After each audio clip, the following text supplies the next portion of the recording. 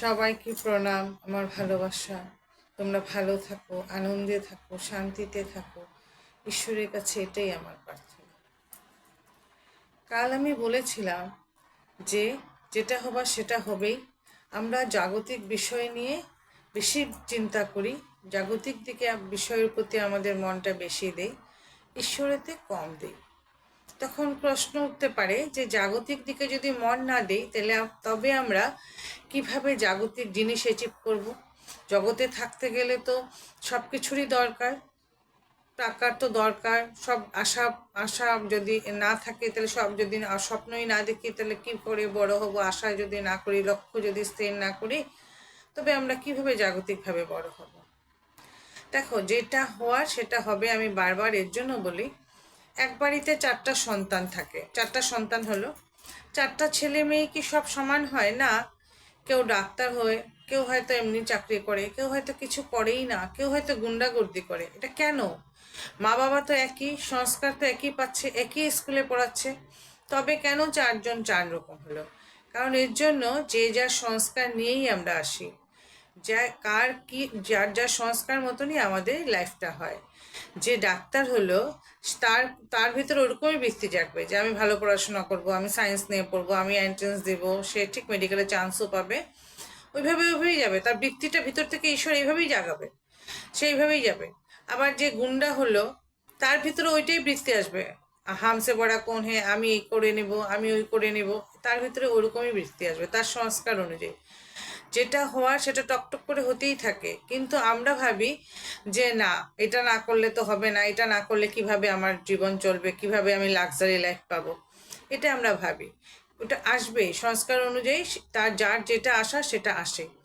দেখো, আমি সাধারণ একটা কথা দিয়ে বলি, যখন আমরা কারোর সাথে ধরো দেখা হলো রাস্তায়, তখন হাই হ্যালো করি, তারপরে কিন্তু আমাদের কথা বলা শুরু হয়। একটার পর একটা কথা বলা শুরু হয়, কিন্তু আমরা ভিতর থেকে ঠিক অ্যান্সারগুলি আসেও, আমরা ঠিক বলিও। কোত্থেকে আসে? ভিতরে কোনো সফটওয়্যার ডাউনলোড করা আছে? না তো, আসছে না। আমরা কখনো চিন্তাই করি না কথাগুলি কিভাবে আসে, কোত্থেকে আসে। এগুলি আত্মার থেকে আসে, মনে ল্যান্ড করে। এটা এখন বললে আমরা বুঝবো না, যতদিন অনুভব না হয়, ঈশ্বর অনুভব না হয়, ততদিন আমাদের এটা বোঝা যায় না। এই জন্য না কি হয়, এই যে বারবার বলি যেটা হওয়ার এটা হবে। এই যে যেরকম কথাগুলি, যেটা একটার পর একটা আসবেই, আমি জানি আসবে। দেখো, জ্ঞান সবসময় কাজ করে। এই যে জ্ঞান, এই জ্ঞানটার দ্বারাই কিন্তু আমরা সব কিছু করি। এই জ্ঞানটা দেখো, কারো যদি একটু হাত কাটলো না, আমরা হাজারো জ্ঞান দিয়ে দিই, এক একজন এক এক রকম। এই ডেটল লাগা, এই ব্যান্ডেজ করে, না তো ফার্মেসিতে যায়, না টেটেনাস নিতে লাগবে, এক একজন এক একটা জ্ঞান দিয়ে দিই। কোত্থেকে আসে? আসে কোত্থেকে? ভিতরে কি সফটওয়্যার আছে? না। দেখো, দেখো, একটা বাচ্চা ভ্রূণ একটা মায়ের পেটে আস্তে আস্তে বড় হয়। মা কি ভিতরে গিয়ে টেনে টেনে বড় করি আমরা? না, সে নিজের প্রকৃতিতে সে বড় হয়। এগুলি যখন আমরা চিন্তা করব না, তখন ঈশ্বরকে আরো বেশি জোরে সোরে ধরতে পারবো দুই হাত দিয়ে, যে তিনি আছেন, তিনি সব কিছু ঠিক ঠিকভাবে করছেন। দেখো, কারো জীবনে যদি দুঃখ কষ্ট একটু বেশি হয়, আমরা ঘাবড়ে যাই যে কেন আমার জীবনেই কেন। এটার পিছনেও ভগবান পজিটিভ কিছুই রাখেন। যদি একটু দুঃখ কষ্ট না আসে, তখন আমি ঈশ্বরকে দুই হাত দিয়ে ধরবো না তো? যার যার জীবনে একটু একটু কষ্ট আসলে আমরা কষ্ট পাই, তারা আর আমরা কষ্ট পাবো না, কারণ আমরা জানি যে এটার পিছনেই কিছু ঈশ্বর মঙ্গলই লুকিয়ে রেখেছেন।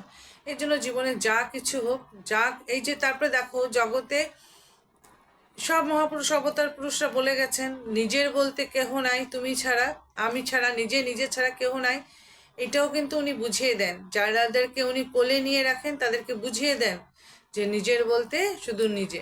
কেন কি, দেখো, আমরা যখন একটা গ্রুপ ফটো তুলি না, সবার আগে কিন্তু নিজের ফটোটা দেখতে চাই, চাই না বলো? কেন? কারণ আমি নিজেকে বেশি ভালোবাসি, একমাত্র আমিই আমার, আর কারো হয় না, হবে না, তা হতে পারে না। তার জন্য আমরা যখন নিজেকেই নিজে ভালোবাসি, কেন ভালোবাসি? কারণ আমার ভিতরে স্বয়ং ঈশ্বর বসে আছেন। আমি কি এই চামড়া খোসাটাকে ভালোবাসি? না, আমার ভিতরে সেই ঈশ্বর বসে আছেন, আমি তাকেই ভালোবাসি। এই যে তাকে ভালোবেসে চললে কি হয়, জীবনটা সুন্দরভাবে একদম কাটে। একদিন তো মরতেই লাগবে, আজ না কাল, কাল না পরশু। যে জন্মেছে, সঙ্গে তার রিটার্ন টিকিট কেটেই আসি আমরা, যে যেতে হবে করে। তো মরতেই হবে, তার চেয়ে ঈশ্বরকে নিয়ে থাকি, ভালোভাবে থাকতে পারবো। ঈশ্বর সবার জন্য সব কিছু সব পারফেক্ট করেই রেখেছেন, কারো কোনো অসুবিধা নাই, বাচ্চা জন্মের আগে দুধের থেকে তৈরি করে মৃত্যু পর্যন্ত সব রেডি করে রেখেছেন। কেন আমরা হাই হতাশ করব, কেন টেনশন করব, কেন ডিপ্রেশন নামের শব্দটার মধ্যে ঢুকে যাব? ঢুকবো না, তাকে নিয়েই চলবো। এই যে আমি কথাগুলি বললাম, এতে তো কিছুটা হলেও বোঝা যায় না যে হ্যাঁ সত্যিই তো এই যে কথাগুলি বলি কোত্থেকে বলি, ভিতরে তো সফটওয়্যার নাই, যে জ্ঞান সব কিছু একটার পর একটা সব আমাদের জন্য পড়াই আছে। আমরা জীবনটাকে অতিরিক্ত সিরিয়াস করে নিয়ে নিই বলেই আমরা কষ্ট পাই। আমরা জীবনটাকে সিরিয়াসলি জীবনটাকে না নিলেও চলে।